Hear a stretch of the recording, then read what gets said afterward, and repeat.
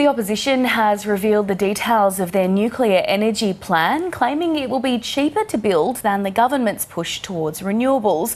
That contradicts analysis from the CSIRO that found nuclear energy is around twice as expensive as renewables. For more on that and the other political news of the week, we're joined now by Claire Armstrong, National Political Editor at the Daily Telegraph. Good to have you along, Claire. Now, the details of the Coalition's nuclear energy plan now out there. What are the key points? Well, the modelling that the Coalition have released compares analysis that the company that they commissioned had done earlier of Labor's plan of what they call all renewables, and compared it to if Australia had 7 reactors under the Coalition's plan, essentially finding that with their numbers it would be $250 billion cheaper. It's not quite as simple as that, though. There's been quite a bit of criticism around whether the two plans are really comparing apples and apples. For example, under Peter Dutton's plan, essentially emissions would be higher in the shorter term on that pathway to net zero by 2050. So a lot of critics are saying it's not very fair to criticise and say that Labor's plan of moving earlier on renewables would cost more when the Coalition's plan on nuclear involves acting much later toward 2050. What's been the response from the government on this, and how do you expect it to play out in the lead up to the federal election sometime early next year? So in the sort of days and weeks leading up to what was expected to be this announcement of the costings, Labor had already started building the case for dismissing the figures, saying that it's a pipe dream, essentially a nuclear fantasy has been, I think, the catchphrase of Energy and Climate Change Minister Chris Bowen.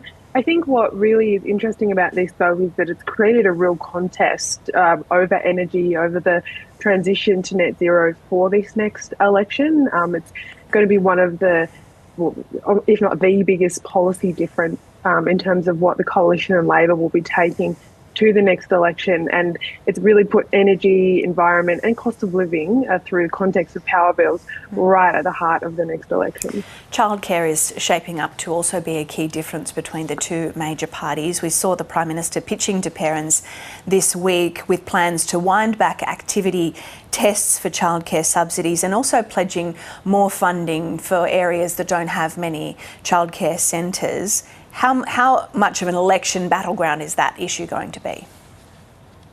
Yeah, well, it depends, because we haven't seen if the Coalition is going to move in a different way on childcare. We know that Labor made it a big part of their platform in 2022. They dramatically reduced the subsidy cost for a lot of families. But of course, with inflation and other things, that got eaten up quite quickly. What we've seen over the last week is Anthony Albanese announcing that the government would guarantee at least 3 days of subsidised care for any family earning $530,000 or less. So essentially what the government's done is scrap what's known as the activity test.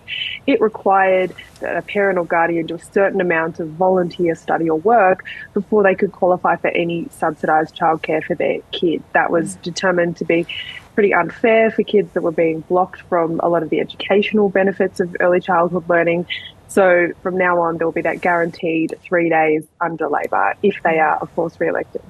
Another story this week, an AFP task force operation was established to combat anti-Semitism. What's been the political reaction to that, Claire?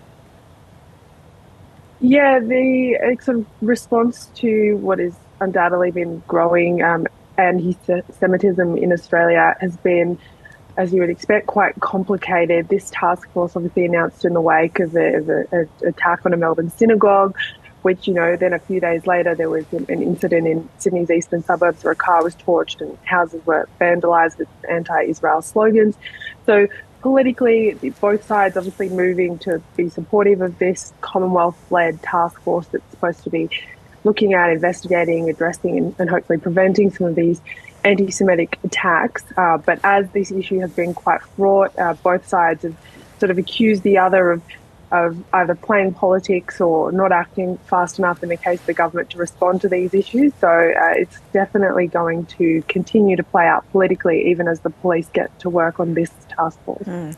Just finally, Claire, this week Australia supported a UN resolution for, quote, an immediate, unconditional and permanent ceasefire in Gaza. Now, this is the strongest language that Australia has adopted on the conflict to date. We saw Australia vote along with the UK, Canada and New Zealand, but not with the US. Does this signal a bit of a shift in direction for the government here?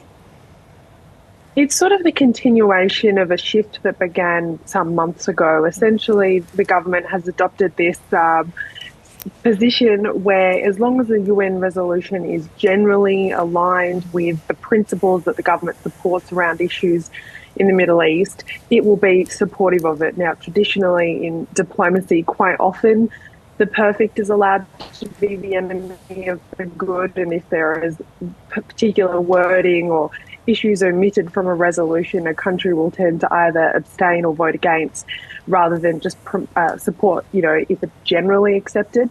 But the real change that's happened now over a series of votes, and you're right, this is now the strongest language that that the government has supported on this issue, is about essentially, if there's anything that moves toward a principle of a two-state solution and of peace in that conflict, the government has said they'll support it. Obviously been criticised for that resolution not mentioning key things that many in the community have called for that would be required to actually reach a ceasefire.